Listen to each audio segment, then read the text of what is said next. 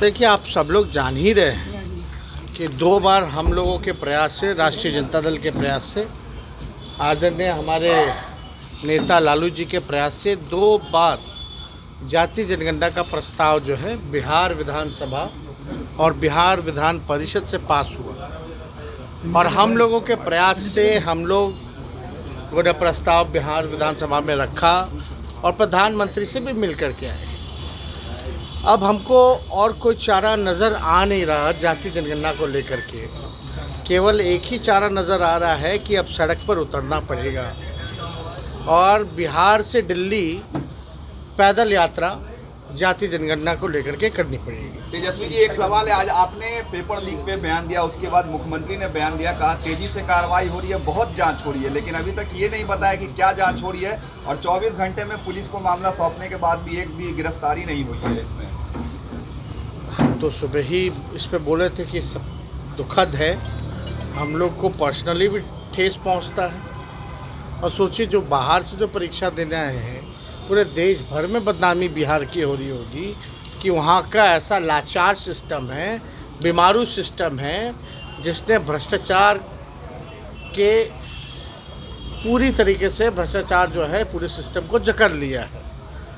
अब इसमें नुकसान किसको है? बिहार का है, बिहार के भविष्य का है, नौजवानों का है, छात्राओं का है। पूछने पर बड़े मेहनत के बाद, पैसे खर्च करने के बाद भी उनको जो इनाम मिलना चाहिए, जो परिणाम जिस प्रकार का आना चाहिए, वो नहीं आ पाता है। परीक्षा रद्द हो जाती है, पेपर लीक हो जाता है। हमने तो ये भी बोला, अपने खर्चे से बेचारे लोग आए हैं इस महंगाई में, जहाँ पेट्रोल डीजल इतना महंगा, कम से कम 5,000 तो किराया रख देते हो। हम लोगों ने तो ये भी कहा था अपने मैनिफेस्टो में कि कभी भी कहीं भी परीक्षा होगी, कोई सी भी, नौजवानों के लिए, तो हमारी सरकार आएगी तो वो व्यवस्था करवाएगी ट्रांसपोर्टेशन का। लेकिन इस सरकार में वो भी नहीं।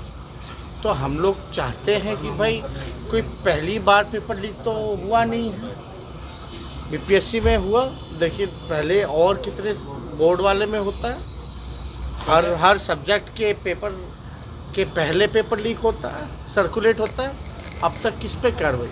शुरू से अब तक हमने बोला ना, कितने घोटाले हुए, इतना सब कुछ हुआ, भ्रष्टाचार हुआ, अपराध हुआ, ना सुनवाई होती है ना कार्रवाई होती है। हमारा तो यही एजेंडा था ना कि भाई सुनवाई और कार्रवाई वाली सरकार जो है हम देंगे। अब तो लोग जो हैं वो भुगत रहे, परेशान हैं, लाचार हैं, कोई उपाय नहीं है। कब होगा परीक्षा? होगा तो उसमें भी पेपर लीक ना हो जाए, ये चिंता जो है बनी रहेगी लोगों की। इस चिंता को कौन दूर करेगा?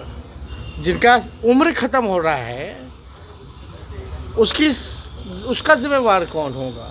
तो ये तो सारा मसला है।